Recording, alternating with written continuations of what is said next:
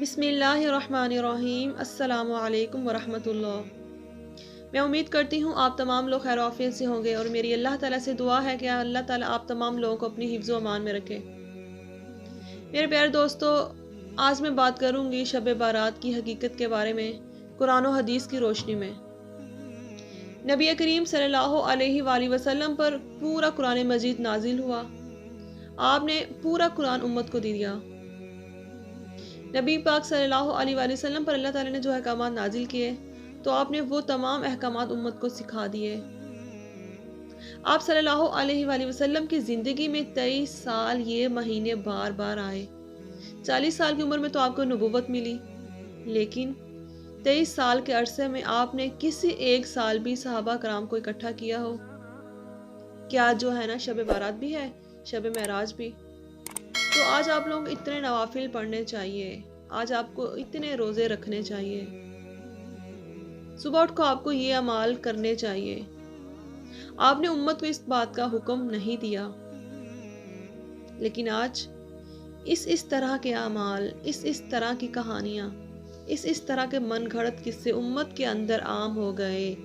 نہیں ہوئی تو سنت عام نہیں ہوئی۔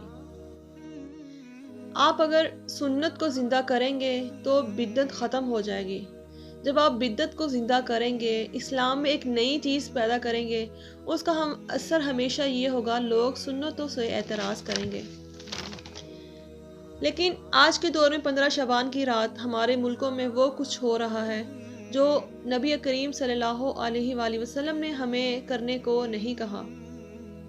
نہ آپ نے خود کیا، نہ صحابہ کرام نے کیا، اور نہ ہی تابعین نے کیا۔ عجیب و غریب عبادات لوگوں نے گھڑ لی ہیں، عجیب و غریب اعمال بنا لیے ہیں اپنی طرف سے، روشنیاں لگائی ہوتی ہیں، آتش بازی ہو رہی ہے۔ ہمارے پیارے نبی صلی اللہ علیہ وآلہ وسلم نے اس رات کی فضیلت بتائی، لیکن عمل کوئی نہیں بتایا۔ جیسے کوئی صلاۃ تسبیح کی جماعت کروا رہے ہوتے، کوئی اجتماعی تہجد پڑھ رہے ہوتے، یا کوئی آتش بازی کر رہے ہوتے۔ امت کا ایک بہت بڑا طبقہ صدیوں سے اس رات کا اہتمام کر رہا ہے، لیکن کچھ عرصے پہلے تک اہتمام تھا وہ یہ کہ دن کو روزے رکھنا، رات کو عبادت کرنا، نفل پڑھنا۔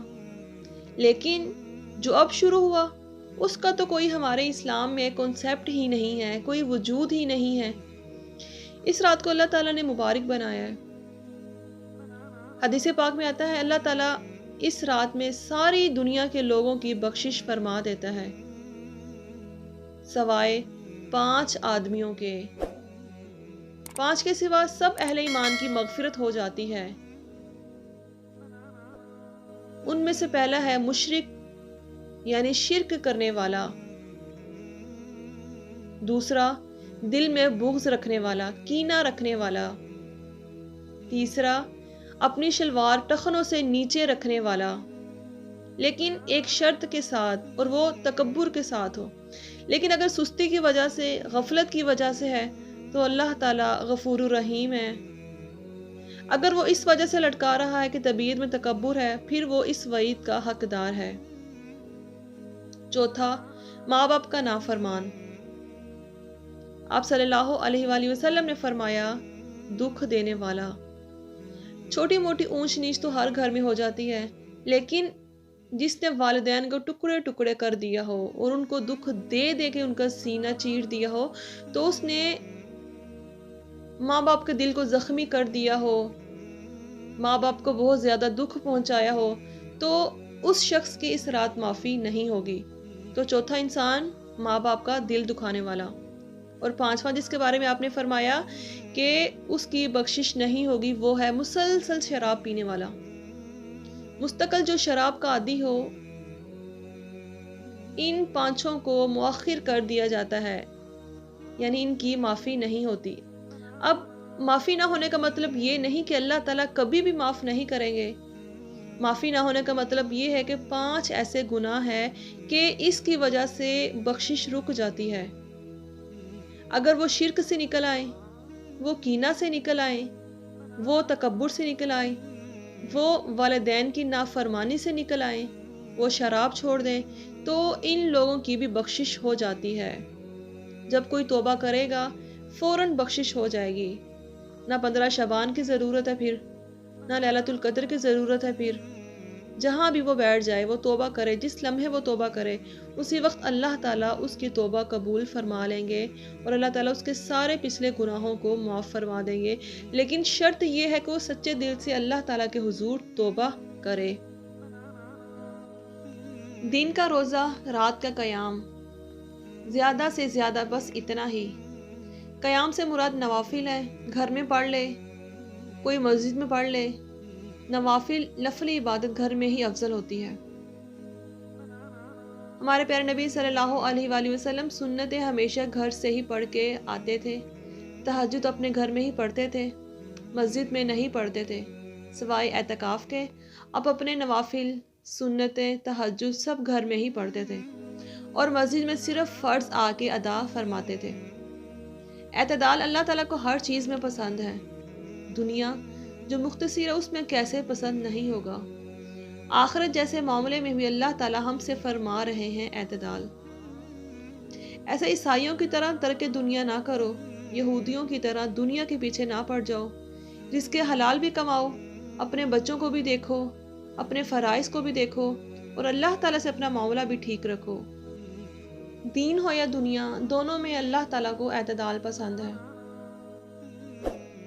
नबी करीम सल्लल्लाहु अलैहि वसल्लम ने फरमाया, हदीस पाक है, ए आयशा, तुम जानती हो इस रात में क्या होता है? अर्ज़ किया, या रसूल अल्लाह, आप ही बतला दीजिए इस रात में क्या होता है। आप सल्लल्लाहु अलैहि वसल्लम ने फरमाया, इस रात में यह होता है कि आदम अलैहिस्सलाम की औलाद में से जो शख्स इस साल पैदा होगा और जो शख्स इस साल में मरेगा, इसका मरना और पैदा होना लिखा जाता है। और जो फरिश्ते इन कामों पर मुकर्रर हैं उनको इतला दी जाती है और जितना जितना रिस्क मखलूक को इस साल में मिलेगा सब लिखा जाता है। और इस 15वीं रात अल्लाह ताला सूरज डूबते ही इस दुनिया के आसमान पर तशरीफ़ लाते हैं और इरशाद फरमाते हैं कि कोई नेक बंदा ऐसा है जो हमसे बख्शिश मांगे तो हम उसको बख्श दें, कोई रिस्क मांगे तो हम उसको रिस्क दें, कोई मुसीबत का मारा दुआ करे तो हम उसकी मुसीबत दूर करें। इसी तरह सुबह होने तक अल्लाह ताला इरशाद फरमाते हैं, बस बंदों को चाहिए कि इस रात में खूब इबादत करें और अपने गुनाहों की माफ़ी मांगे और 15 शबान को रोज़ा रखें। और अल्लाह ताला इस रात में अपनी मेहरबानी से बेशुमार बंदों को बख्शिश फरमा देता है, मगर काफिर, मुशरिक, कीना रखने वाले को और कातिल को नहीं बख्शता। हज़रत उसामा बिन ज़ैद रज़ी अल्लाह ताला अन्हुमा फरमाते हैं कि मैंने नबी करीम सल्लल्लाहु अलैहि वसल्लम से अर्ज़ किया, या रसूल अल्लाह, मैंने शबान से ज़्यादा किसी दूसरे महीने में आपको इतने ज़्यादा एहतमाम से रोज़े रखते हुए नहीं देखा। तो आप सल्लल्लाहु अलैहि वसल्लम ने फरमाया, ये एक ऐसा महीना है जो माह रजब और माह शबान के दरमियान में आता है और लोग इससे गफलत बरतते हैं। हालांकि इस महीने में पूरे साल के अमाल अल्लाह सुब्हानहू तआला के सामने पेश किए जाते हैं और मैं ये चाहता हूँ कि मेरे अमाल इस हालत में पेश हों कि मैं रोज़े से हूँ। शब बारात की रात मौफ़ी की रात है, मग़फ़िरत की रात है, शफ़ाअत की रात है।